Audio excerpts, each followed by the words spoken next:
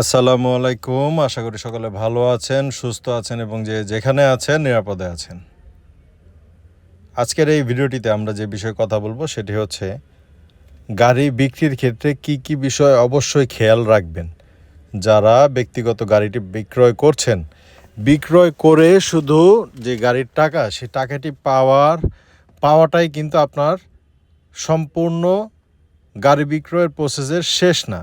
গাড়ি বিক্রয় করার পর সম্পূর্ণ টাকা পাওয়ার পরও অবশ্যই আপনাকে কি কি বিষয়ে খেয়াল রাখতে হবে সেটি হচ্ছে গাড়ি বিক্রয় করে দিয়েই আপনি নাম পরিবর্তনটা অনেক সময় করা যায় না। কারণ হচ্ছে গাড়ি বিক্রয় করে থাকলে অনেক সময় আমরা অনেকের কাছে গাড়ি দিয়ে থাকলে গাড়িটি বিক্রি করে তারপর নাম পরিবর্তন করে নেয়।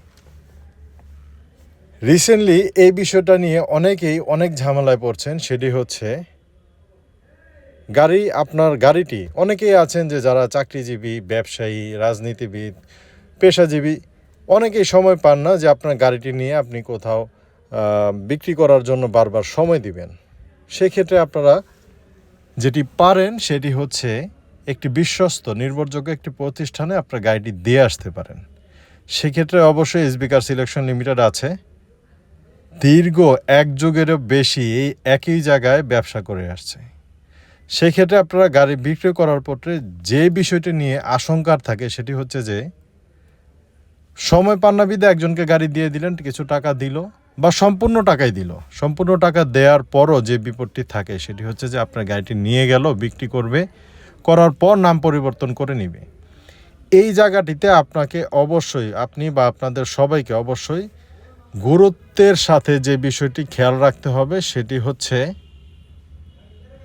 একটি নির্দিষ্ট প্রতিষ্ঠানে, বিশ্বস্ত ও নির্ভরযোগ্য প্রতিষ্ঠানে আপনার গাড়িটি দিয়ে আসবেন।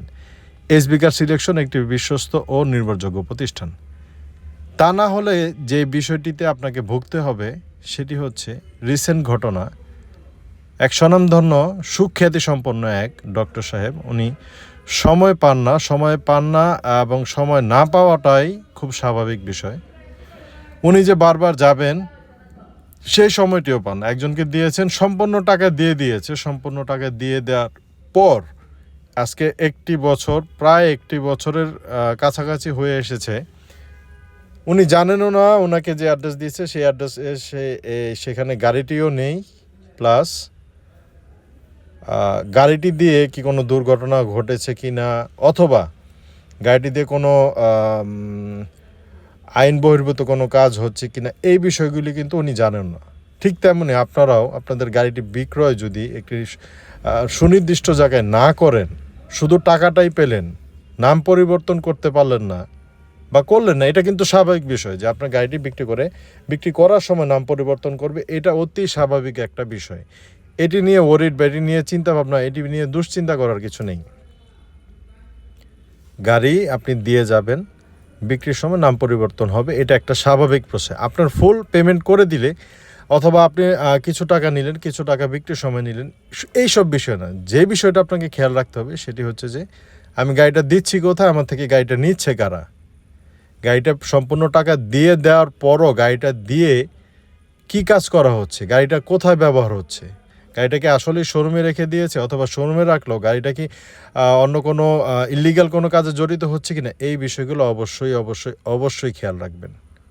এই হচ্ছে একটা প্রসেস। সেটি হচ্ছে প্রথম সতর্কতার বিষয়, প্রথম জানার জরুরি বিষয় যে হ্যাঁ, আমার গাড়িটি আমি যেখানেই দেই না কেন সেটি আমি অবশ্যই মনিটাইজেশন করতে পারি এমন একটা জায়গায় দিব। আর দ্বিতীয়টি হচ্ছে যে আপনি একটি গাড়ি দেওয়ার পরে আরেকটি গাড়ি নাম পরিবর্তন না হওয়া পর্যন্ত কিনলে অবশ্যই আপনাকে গভর্নমেন্টকে, বিআরটিকে আপনাকে অতিরিক্ত টাকা পরিশোধ করতে হবে। এটা হচ্ছে দ্বিতীয় নিয়ম। সেটা হচ্ছে যে এক মালিকের এক নামে যদি একাধিক গাড়ি থাকে, এক ব্যক্তির যদি একক নামে একাধিক গাড়ি থাকে, সেক্ষেত্রে বিআরটি আপনাকে অ্যাডিশনাল কিছু ফিজ ধরবে। সেই ডাক্তার সাহেব 1 বছর ধরে আরেকটি গাড়ি কিনতে পারছেন না। কারণ হচ্ছে ওনার এখন ওই গাড়িটি যেটি উনি বিক্রি করে দিয়েছেন কিন্তু নাম পরিবর্তন করেন নাই, এখনও ওই গাড়িটি কিন্তু ওনার নামেই। প্লাস আরেকটি গাড়ি কিনলে অবশ্যই তাকে এক মালিকের 2টি গাড়ির যে অ্যাডিশনাল ফিজটা দিতে হয় সেই ফিটি দিতে হবে। উনি এখন আরেকটি গাড়ি কিনতেও পারছেন না এবং সেই গাড়ি নিয়েও ভাবছেন। এই দুটি বিষয় অবশ্যই গাড়ি বিক্রি করার ক্ষেত্রে অবশ্যই খেয়াল রাখবেন এবং এসবি কারকে অবশ্যই বিশ্বস্ত এবং নির্ভরযোগ্য হিসাবে বিশ্বাস করতে পারেন।